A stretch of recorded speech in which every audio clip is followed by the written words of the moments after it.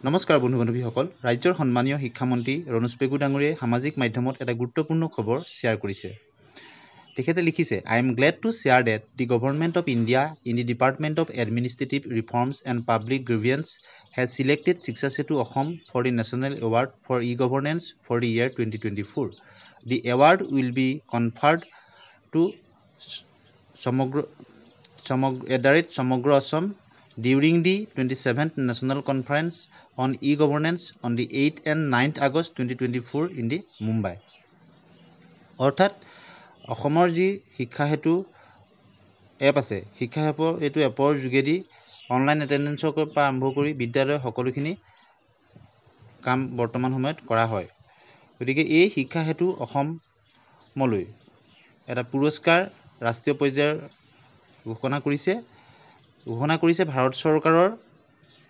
department of administrative reforms and public গ্ৰিভেন্সৰ ফালৰ পৰা আৰু শিক্ষা হেতু অসমে national award for e governance যিটো পুৰস্কাৰ 2024 বৰ্ষৰ কাৰণে লাভ কৰিছে আৰু এই পুৰস্কাৰটি প্ৰদান কৰা হ'ব 27তম যিটো নেশ্যনেল কনফাৰেন্সত আৰু যিটো অনুষ্ঠিত হ'ব 8 আৰু 9 আগষ্ট 2024 আজিলৈ আহোঁ ধন্যবাদ